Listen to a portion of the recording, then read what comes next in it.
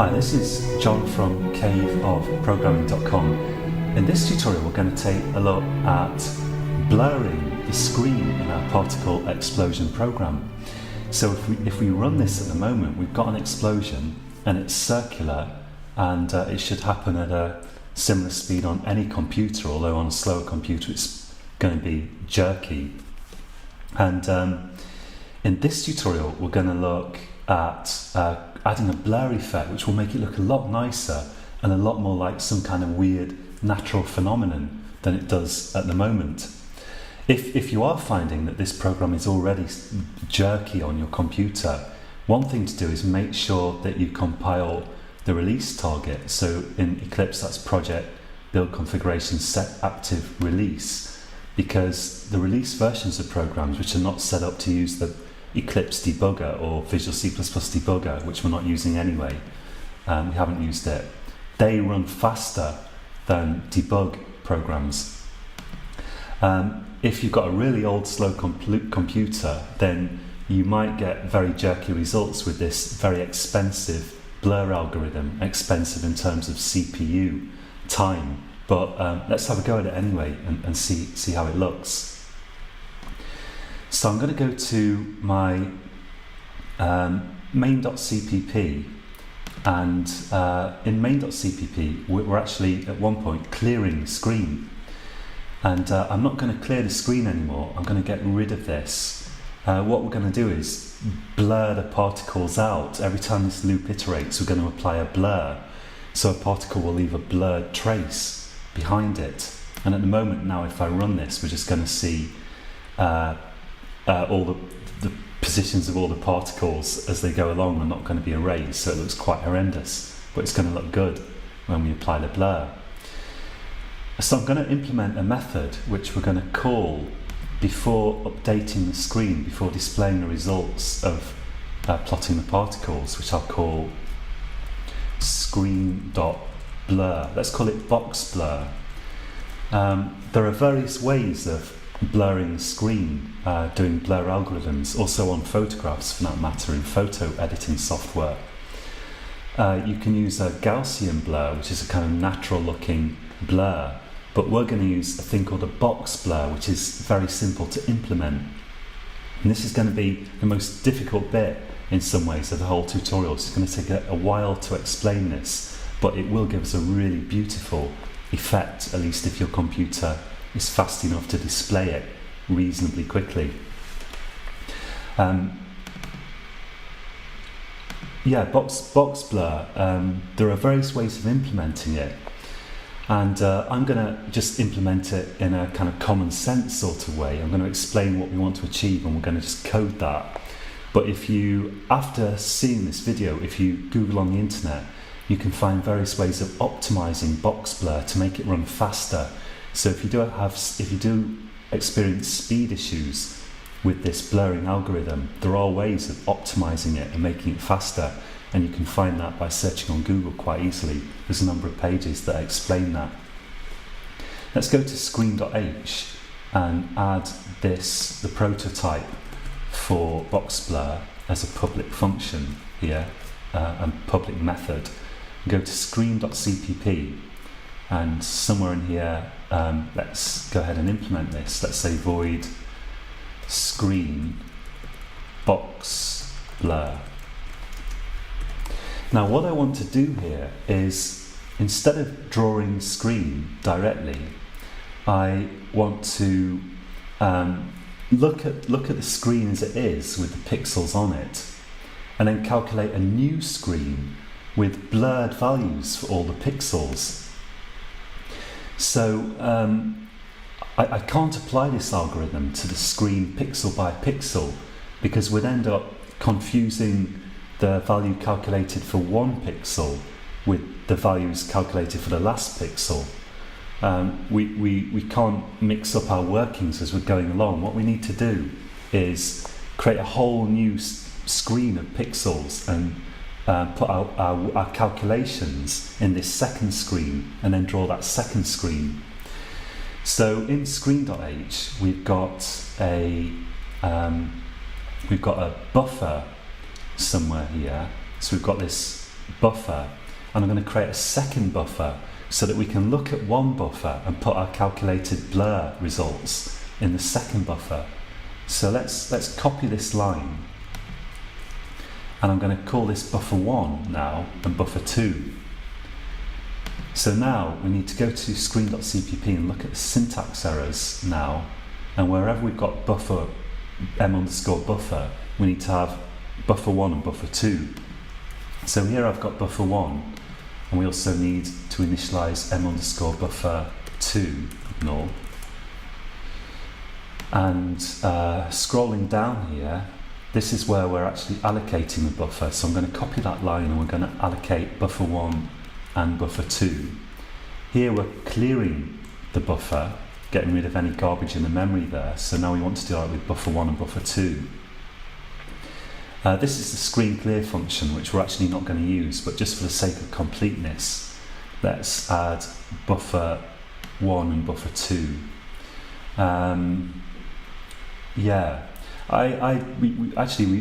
Since we're not going to use this function, and since I'm not sure anymore exactly what it should probably do, we're probably better off just getting rid of this. Let's get rid of the screen clear function, because I'm no longer sure what bit you would want to clear or why in this program. So let's clear it. Let's get rid of it. Continuing in screen.cpp, this is where we're in set pixel. This is where we're plotting pixels. So I don't want to plot the pixels to the second buffer, only to buffer 1. So I'm going to just change this to buffer 1. And similarly, when we update the texture with the results of the pixels in the buffer, I'm going to just use buffer 1 there. And finally, we need to remember to delete the buffers. So let's delete buffer 1 and delete buffer 2. Now, if we go back to the box blur implementation, so I want to copy from one buffer and write to another, and the buffer that I want to write to is buffer 1, because it's buffer 1 that we're then going on to draw on the screen. But at the moment, all the pixels are stored in buffer 1. What I'm going to do is I'm going to swap the pointers. So buffer 2 points at where buffer 1 originally pointed at, and then we're going to copy from buffer 2 into buffer 1. Now, a naive way of doing that would be to say m_buffer 1 equals m_buffer 2. Let's put a comment here. Swap the buffers. So pixel info is in buffer 2, and we are drawing to m_buffer 1. So a naive way of swapping this would say m_buffer 1 equals m_buffer 2, and m_buffer 2 equals m_buffer 1. The object here is to point buffer 2 at whatever memory buffer 1 was pointing at, and to point buffer 2 at whatever memory buffer 1 was pointing at. Have I said that the right way round? Well, hopefully you understand what I mean. But the problem is this isn't going to work, because we've redirected buffer 1 to point at buffer 2, and then we're setting buffer 2 to point at the redirected buffer 1. So these now both point at the memory that's pointed at by buffer 2. What we need to do is have a temporary variable in here. So these buffers are of type uint pointer, uint32 pointer. I need a variable called temp here. So that's a pointer, and I'm going to say temp equals m_buffer 1. So we've stored the location that buffer 1 was pointing at. Then I'm going to change buffer 1 to point at the buffer 2 memory. Then I can change buffer 2 to point at the stored original value of buffer 1, which is now in temp. This is a very common little design pattern in computer programs, where you use a temporary variable and you use it to swap two values. In fact, I think we've even seen it before in this course when we were reversing a string. We've seen a similar, probably we've seen a similar idea, although I can't quite remember. So let's just check this. We've got temp at buffer 1. Buffer 1 is then pointing at buffer 2. Buffer 2 points at temp, so we've swapped the areas of memory around. Now what we want to do is iterate through all the pixels, look at buffer 2, which now contains the pixel information that's been written into it, and do some calculations to create the blur effect and copy it into buffer 1, which is now a clean buffer, and then we can plot those values on the screen. And we're not going to erase any of the buffers in between iterations of the game loop here. What we're going to do is we're going to keep blurring the same screen more and more. So when we draw a screen, we'll blur whatever was on the screen previously, and then we'll take whatever's on the screen previously, draw the new pixel on it, and then blur it. So every time we redraw the screen, the stuff that was on it previously will get more and more blurred. Only the new stuff will be comparatively sharp, and that's going to give us some beautiful trails on our pixels that will blur out more and more as the pixel moves along, a bit like a sort of comet trailing its sort of fiery tail that sort of expands as the comet goes by, or I imagine it does. So now let's iterate over all the pixels. So let's have a loop here for int y equals 0, y less than screen height, y plus plus. And within that, we're going to go over all the pixels in this particular row.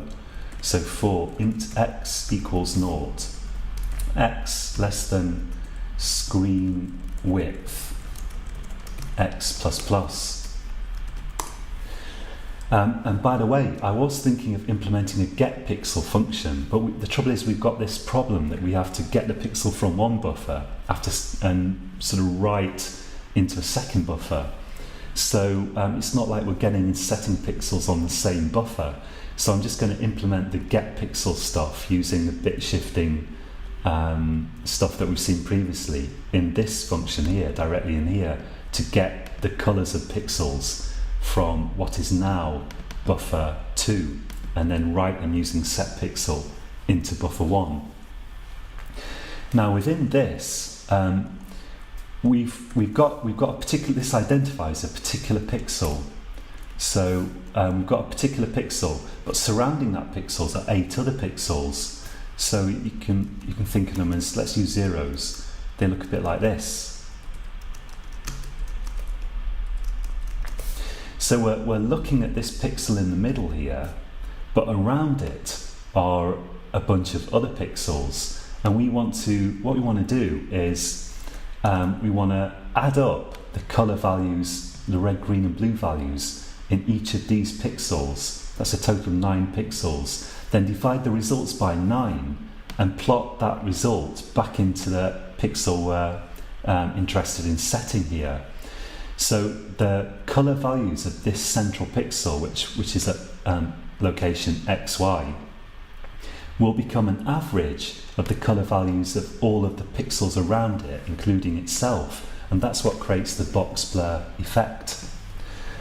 So to iterate through all these 9 pixels, we're going to have yet another nested loop in here. We're going to say for int col, or I could use a short or something, but I use int because we've got enough memory here. For int, let's say row. For int row equals -1, row less than, so we'll do this loop while the row is less than +1, row plus plus, and we're going to add this value which ranges from -1 through 0 up to +1. We're going to add that to our x and y, actually to the y position for the row, and that will give us this row for -1, this row for 0, and this row for +1. And within that we'll have another nested loop for int col equals -1, while col is less than 1. Sorry, I should have said that less than or equal to 1, because we want this to go -1, 0, 1. While col is less than or equal to 1, col plus plus. And now we can calculate the coordinates of each of these pixels in this grid. Let's call this int, we can call it like pixel x or new x or current x or something. Let's call it current x equals x plus col, and int current y equals y plus row. So if you think about it, what we'll end up with here we'll end up with, for every pixel that we look at, every single pixel on the screen, we'll end up we'll end up iterating through all of the pixels in this grid of 9 pixels that surround it, including the actual pixel itself, for when row and col are both 0. So this current x is going to range over all of these pixels one by one, if you think about it. Now we want to get the colour values from these pixels and add them all together. So I'm going to have outside of this inner loop that iterates over the grid of pixels here, but within these outer loops that iterate through each of the pixels on the screen, I need to have some colour values that I can total up, and these colour values are going to end up being more than you could store in an unsigned char, because we're adding up the values from 9 pixels. So I'm going to have here an int, let's call it red total, and I'll set it equal to 0. Int green total equals 0, and int blue total equals 0. Now we need to get the colour of the pixel at this location and add up all the separate components. But because we're iterating over all the pixels in the screen, it's possible that this pixel could be off the edge of the screen. Because if we start with pixel x equals 0, y equals 0, then we try to get a pixel that's to the, let's say, to the upper left of it, for example, that pixel's not on the screen. So we need some way of ignoring pixels here that are off the edge of the screen. So let's say here, if current x is greater than or equal to 0, and, so we want a logical and, which in C++ you use 2 and signs, and also we need to say that the current x must be less than the screen width, because the maximum x we can have is 1 less than the screen width, because we start numbering at 0 and we've got screen width number of pixels. This is an array.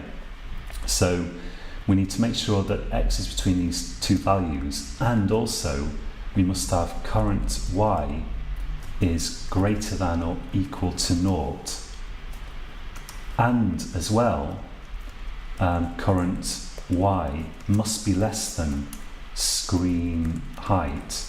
And if so, we can go ahead and get the colour value of that pixel. And by the way, in C++, the way these ands function, or ors, for example, is the computer will go through each of these clauses, and for ands, for example, all of these must be true to make the condition as a whole true and to execute the if. They have to all be true because we've anded them all together.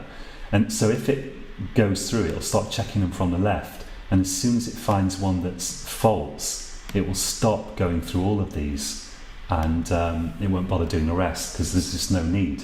As soon as you find a false one, it's going to check all of these, and it's only going to do the if every one of these conditions in here that we've anded together are true. That's because we've used the logical and. Let's get the pixel color there. So I'm going to say I'll use the SDL type uint32, which means an unsigned integer that is guaranteed to be 32 bits. Normally an int is 32 bits, but it's not guaranteed. It could be different on your machine. It's possible. So uint32 color equals, and now we need to access the buffer that contains the pixel information, which is now buffer 2, because we swapped it with buffer 1. So we need to say buffer m underscore buffer 2, and the formula is it's y, sorry, not y, but current y times screen width that's the number of rows down that we're going, plus current x. This is how we get from x and y coordinates to an index within this array, which again, you have to think about it a little bit the first time you see it, but then you see that this does work. So that gets us the colour, and now we need to get the red, green and blue components out of that colour so that we can sum them all together. It wouldn't be any good just summing up all the colours and then dividing by 9 to get the average colour, because, well, if you just think about it carefully, you realise that it wouldn't work. It takes a bit of thinking about, but in fact that just doesn't do the trick at all. We need to actually go to the trouble of getting out the individual red, green and blue components, summing them separately and dividing them by 9 separately. So let's take a look at screen.h. No, not screen.h. Let's take a look at setPixel actually, because in there we see how the colour information maps to an integer. We see that we've added red here and then shifted red a byte along to the left, and then green and then blue. So the way it works is we've got a alpha value, I think, yeah, because the blue is also shifted right at the end there. So I think the format here is we've got red here, green, blue, and then alpha, which is a transparency that we're not using. So the red, if I've got this right, is shifted 3 bytes along to the left in this thing here. So we start off putting it right there, and then by the time we finish, we've done 1, 2, 3 shifts, which is it's 24 bits, 3 bytes to move it 3 bytes over. To the right hand side there. Let's see if I can just redo my typing there. There we go. So to get the red value out, what we can do is, let's go back to the box blur. We can say here, again, we'll use the SDL type uint8, which is an 8-bit unsigned 8-bit int, or we could use unsigned char, it's the same. Red equals colour, and we need to right shift the colour by 24 bits to get the red value, if I've got this right.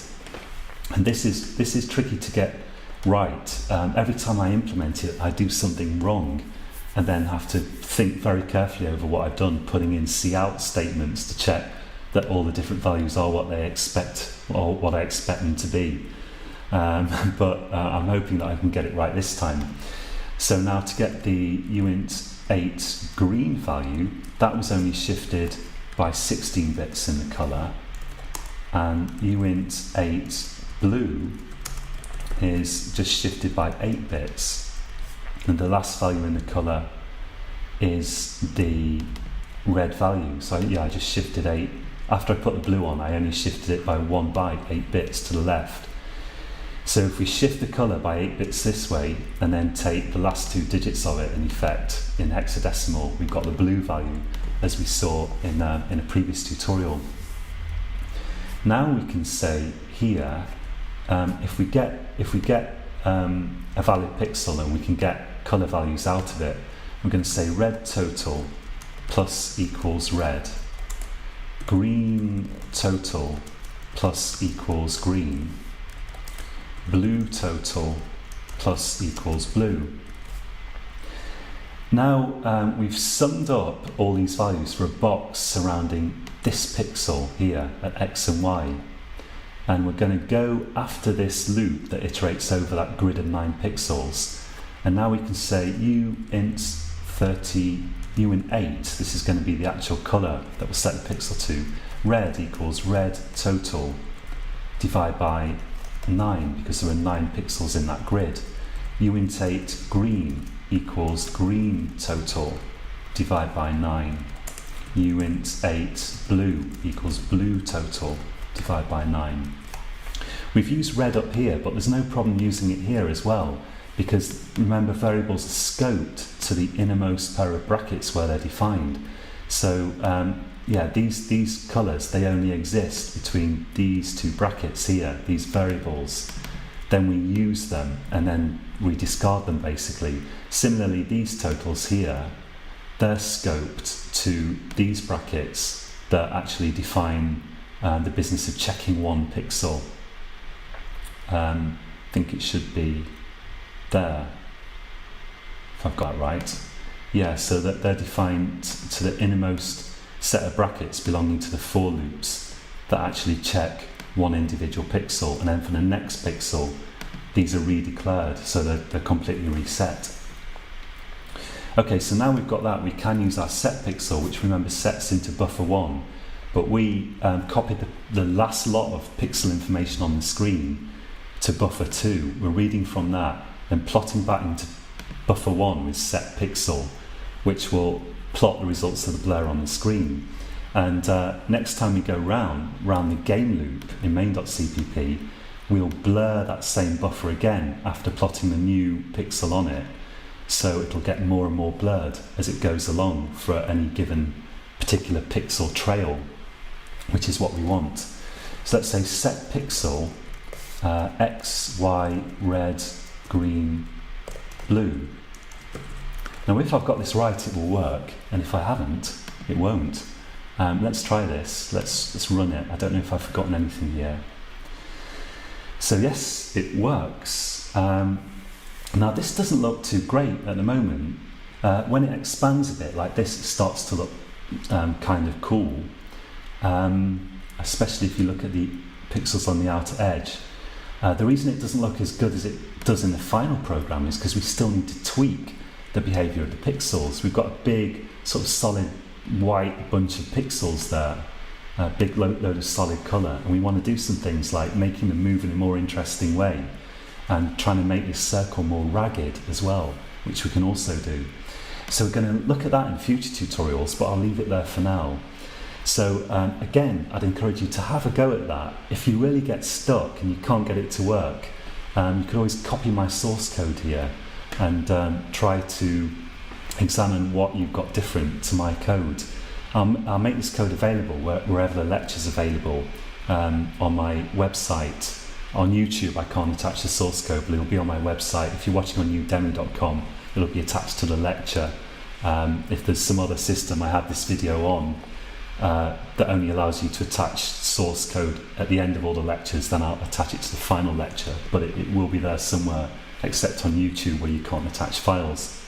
But this is very tricky, but if you can get your head around this, or even 90% of this, and if you can get it working more to the point, then you've really done something quite amazing. It took me a long time before I could get the hang of blur algorithms like this. This is pretty advanced C++ really. You have to think hard to get this to work. So it's a challenge, but it's a challenge worth having a go at. So we'll look at probably changing the pixel motion a bit more in the next tutorial, but we've almost come to the end of this now. We've almost got our final program. So until next time, happy coding.